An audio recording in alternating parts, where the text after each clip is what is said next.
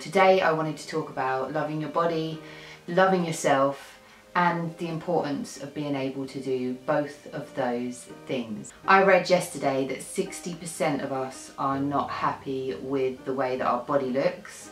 So if that 60% of us is what's reported, that probably means that there's a whole lot more of us that feel that way. I also have grown up in the same world as you, where we're taught that if we're not beautiful, if our bodies are not perfect, then there's something wrong with us.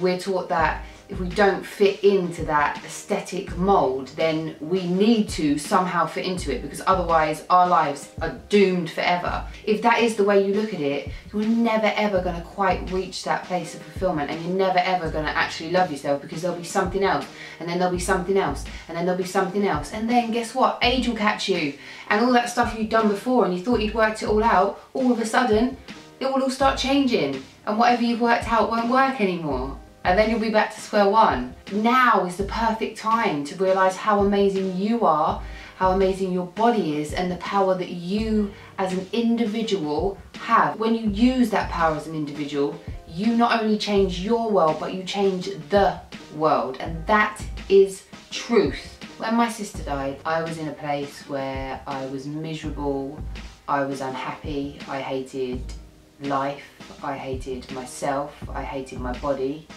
I thought that I was disgusting, I didn't really want to be here.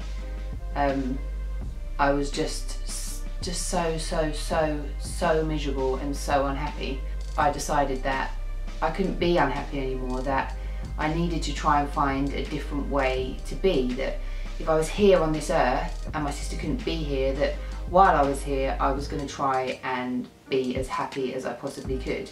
And that journey started 3.5 years ago, and it is, or for me, it has been a gradual and slow process that has taken a long time.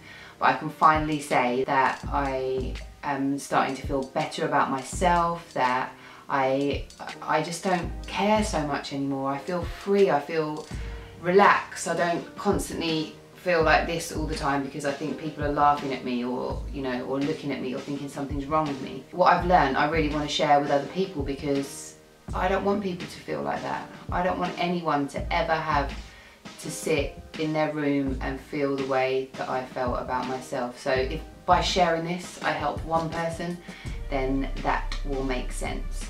There are many reasons to love yourself. There are many reasons to love your body. Forget everything that you've been taught. And I say taught because when you were born, you didn't know that you were supposed to have a big butt, you were supposed to have big boobs. If you're a guy, you're supposed to have six-pack, you needed pecs, biceps, that you were supposed to have lips, brows, all of this stuff on fleek. You didn't know any of that. That's been taught to you by people. Do you even agree with it? Have you ever questioned it? Have you ever thought about, is this really me? Does this really work for me? Is this really who I want to be? Question it, work out who you are and work out what you want to be. One of the reasons that I've learned to love my body, especially throughout the process of having this operation, is it doesn't let me down. I've abused it with eating disorders, I've abused it by telling it how rubbish it is, how shit it is, how ugly it is, how useless it is, how it's not good enough, how I wish it was somebody else, how I wish it was something else. I've done all of that to it, but my body still walks, it still breathes, my heart still beats, all of those things. So I've started looking at my body and going, instead of looking at it going, is it beautiful, isn't it beautiful, is it beautiful, isn't it beautiful?